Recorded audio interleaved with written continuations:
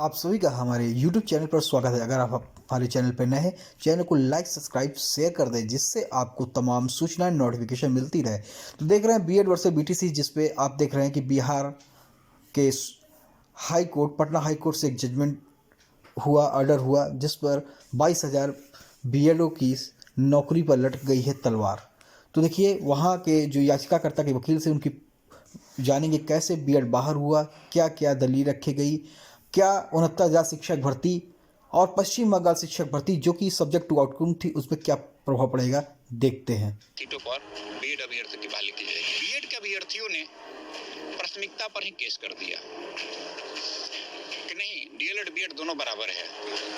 High court Patna ने प्राथमिकता को रद्द कर दिया कि क्वालिटी टीचर केवल डीएलएड वाले ही हैं, बीएड उड में उसमें नहीं आते हैं, डिफिनीशन दिया हुआ है। बीते दिन पटना हाई कोर्ट का एक डिसीजन आया जिसमें उन्होंने 125 में बीएड के नियोजित शिक्षकों को अयोग्य करार दिया है।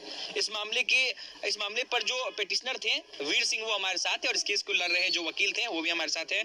सर, आपका मायाशंकर मिश्र। इस पूरे मामले पर हम बातचीत करेंगे वीर सिंह से और जो वकील है मायाशंकर मिश्र जी से कि सर मामला पूरा क्या था, क्या मामला था, इसको थोड़ा डिटेल में बताइए। देखिए, मामला ये था कि बीएड का नोटिफिकेशन केवीएस जो था वो एक रिपोर्ट दिया कि हम बहाली में हमारे यहाँ जो है डीएलएड कैंडिडेट नहीं मिल रहे हैं, इसलिए इसमें बीएड को सम्मिलित किया जाए ताकि चूंकि पढ़ाई जो है बाधित हो रही है। उस आधार पर बिना नियम का फॉलो किए हुए एक नोटिफिकेशन आ गया।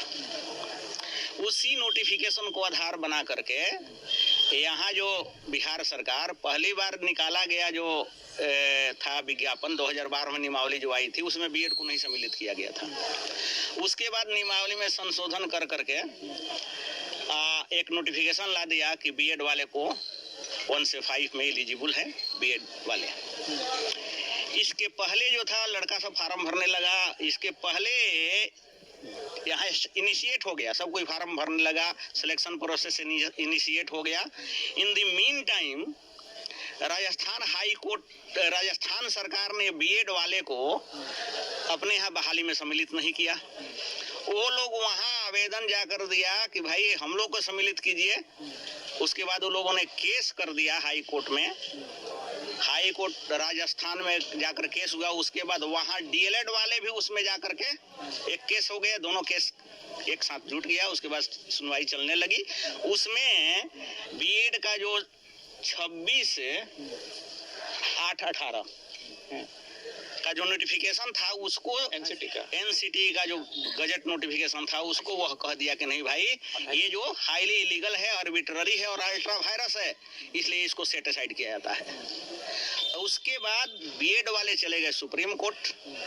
तब तक यहाँ भी चूंकि चैलेंज हो चुका था 50-53/2021 में, यहाँ भी चैलेंज हुआ था। वो जो नोटिफिकेशन था एनसीटी का गजट, उसके लाइट में जो यहाँ निकाला था बिहार सरकार 564 कोई एक ज्ञापांक है, एगो 1097 था। नियमावली में संशोधन करके लाएगा ना, यहाँ चैलेंज हो गया। यहाँ भी फैसला क्या आया? अंततः फैसला अभी सुनवाई हुआ आपको 23/11 को, जिसमें कि उस दिन कोर्ट कह चुका था कि चूंकि बीएड वाले भाई इस केस में उनका गेस्ट में था, जजमेंट रिजर्व हो गया। कल फैसला आया है कि बीएड वाले जो हैं 15 के लिए, चूंकि सुप्रीम कोर्ट पहले ही कह चुका था, इसके पहले आप पहले से सुन चुके हैं, उसमें ट्रिपल बेंच का भी फैसला आ गया कि भाई क्वालिटी टीचर जो है, आरटी एक्ट कहता है कि क्वालिटी टीचर केवल डीएलएड वाले ही हैं, बीएड उड में उसमें नहीं आते हैं, डिफिनीशन दिया हुआ है। उस आधार पर सुप्रीम कोर्ट चूंकि क्वाइस कर चुका था, उसी के लाइट में यहाँ पर हमने एक रीट याचिका दायर किया 16/055/2023 कि भाई यहाँ के जो बिहार सरकार के उस लाइट में जो नोटिफिकेशन आया है, जिससे कि बीएड वाले को एलिजिबल मान लिया गया है, उसको आप क्वाइस कीजिए, क्योंकि सुप्रीम कोर्ट ने ऐसा कह दिया है। अब प्लस उनको हटाया जाए, हटाने के बाद जो भी रिक्ति बचती है उस पर हम लोगों की बहाली की जाए, तो उसमें सुनवाई हुआ। सारे केस एक साथ आ गए। उसके बाद यहाँ जो फैसला आया है उसमें कह दिया है कि बीएड जो है ऑलरेडी सुप्रीम कोर्ट कह चुका है कि ये एलिजिबल नहीं है।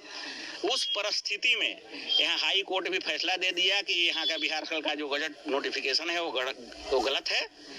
उसके बाद कह दिया कि आप 2010 का जो नोटिफिकेशन है एनसीटीई का जो मूल है उस पर आप सिलेक्शन प्रोसेस अभी उसको मतलब जो नियोजित शिक्षक हैं तो उनको हटना पड़ेगा, वर्कआउट कीजिए उस पर। अब 2019 में जो अभी नियोजित शिक्षक काम कर रहे हैं ये वर्क होगा जब फिर से रिवर्क होगा, बीएड वाले को हटा के डीएड हटेगा। जो भी सीट बचती है तो उसी पैनल की संख्या होगी सर इसकी। ये तो हमको नहीं, लोग कह रहा है कि 20,000 समथिंग तो लोग ऐसा ऐसा बता रहा है। जो बीएड वाले जो शिक्षक होंगे उनको अब छोड़ना पड़ेगा। हाँ, अभी इस आदेश के बाद तो ही हो रहा है कि छोड़ना पड़ेगा। इस केस के पिटिशनर जो है वीर सिंह है हमारे साथ, हम इनसे भी जुड़ेंगे और बातचीत करेंगे। हम चाहेंगे कि आप इस पूरे मामले को जो है वो अच्छे से समझाएं। वीर सिंह जी, क्या मामला था? आप इस केस के पिटिशनर हैं, क्या मामला था? हम चाहेंगे कि शुरू से आप इस चीज को अच्छे से डिटेल में समझाएं। मैं बता दूं कि 3 रीट पिटीशन की सुनवाई एक साथ हुई है। रीट पिटीशन 50-53/2021 जो ललन जी के द्वारा किया गया था। इसके बाद एक रीट पिटीशन और था 59/2022 और रीट पिटीशन संजय जी के द्वारा किया गया था। और एक रीट पिटीशन और थी जिसमें हम लोग पिटिशनर हैं 16/055/2023 वो वंदना जी की थी, उसमें हम लोग पिटिशनर हैं। क्या मामला है डिटेल में बताइए सर। डिटेल मामला यही है कि बिहार सरकार जो 5 जुलाई 2019 को जो विज्ञापन निकाली थी शिक्षकों के लिए उसमें उन्होंने बीएड को शामिल कर लिया था। तो हम लोगों ने सरकार से कहा कि सर हम लोग डीएलएड हैं, हम लोग के लिए प्राथमिकता मिलनी चाहिए। तो बिहार सरकार के द्वारा जो हम लोग आवेदन दिए थे उस पर विचार करते हुए बिहार सरकार ने 17 दिसंबर 2019 को डीएलएड की प्राथमिकता दी। कहा कि डीएलएड अभ्यर्थी की पहले बहाली की जाएगी और इसके बाद सीट बचेगी तो उन सीटों पर बीएड अभ्यर्थी की बहाली की जाएगी। लेकिन बीएड के अभ्यर्थियों ने प्राथमिकता पर ही केस कर दिया कि नहीं, डीएलएड बीएड दोनों बराबर है। हाई कोर्ट पटना ने प्राथमिकता को रद्द कर दिया और जो मेगा सूची था डीएलएड बीएड की समान बनी, उस पर काउंसलिंग हुआ।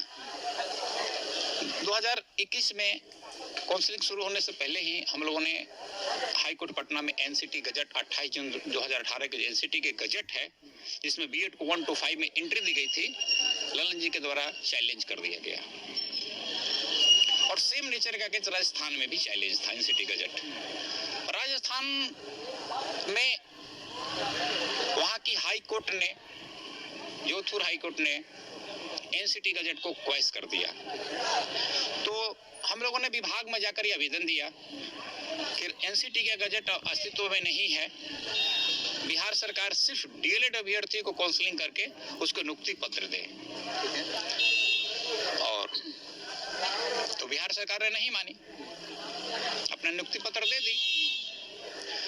तो लेकिन CWJC 50-53/2021 में एक अंतरिम आदेश पारित था कि इस रीट का जो भी अंतिम परिणाम होगा इसी बहाली पर लागू होगा। इससे संबंधित सभी को सूचित कर दीजिए, बाद में हम कोई कैरी नहीं सुनेंगे। फिर क्या हुआ? तो जिसकी सुनवाई हुई थी, जिसका ऑर्डर रिजर्व था, जिसका जजमेंट कल आया। क्या ऑर्डर आया, अब क्या होगा ये बताइए सर। हम तो ऑर्डर क्या है ये बताइए। ऑर्डर तो यही आया है कि बीएड के अभ्यर्थी जो है अयोग्य घोषित कर दिए गए हैं। यहाँ पटना हाई कोर्ट ने टर्मिनेट कर दिया गया उसको। और हम यही चाहेंगे कि उसको उनकी जगह पर कुछ ऑर्डर में और क्या कहा गया है। देखिए, जो हम लोग समझ पा रहे हैं तो उसके अनुसार ऐसा हम लोग को लग रहा है कि उनके जगह पर हम लोगों की काउंसलिंग होनी चाहिए। ये अब हाई कोर्ट से ऑर्डर आया, आप लोग खुद से कह रहे हो नहीं, हाई कोर्ट का ऑर्डर में ही है कि मतलब रिक्तियां जो है तुरंत भरी जाए, ये ऐसा किया गया। तो सेवा मुक्त कर अब तो वकील साहब हैं सामने, उनसे पूछ लीजिए क्योंकि वो लोग बेहतर अध्ययन उसका किए हैं। चलिए, तो कितनी संख्या होगी जीत में? नियोजित शिक्षक 1 to 5 में बीएड वाले अभी नियोजित होंगे, अभी कितनी संख्या होगी? बड़ी संख्या। इसकी एक्चुअल डाटा बिहार सरकार ही बताएगी। चलिए ठीक है। वकील साहब आपसे एक आखिरी सवाल लेना चाहूंगा। जो ऑर्डर आया उसमें ये क्या कहा गया कि जो भी नियोजित शिक्षक है 1 to 5 वाले उनको हटाया जाए और उनकी जगह पर ये है कि कोर्ट कहा है कि 2010 का जो एनसीटीई का नोटिफिकेशन है, उस नोटिफिकेशन के आधार पर फिर से रीवर्कआउट कीजिए। ये रीवर्कआउट थोड़ा समझा। मीन्स रीवर्कआउट का मतलब है कि चूंकि भी जो बहाल हुआ है ज्वाइंट बीएड और डीएलएड दोनों का मेधा सूची बना है। जब बीएड वाले हटेंगे तो मेधा सूची से हटेंगे पहले ना, तो मेधा सूची घटेगी ना, तो उसके बाद डीएलएड कैंडिडेट का कुछ ऊपर आएगा ना। मतलब ऐसा होगा कि अब जो बीएड वाले काम कर रहे नियोजित हैं उनको हटा दिया जाएगा और उस जगह पे डीएलएड डीएलएड को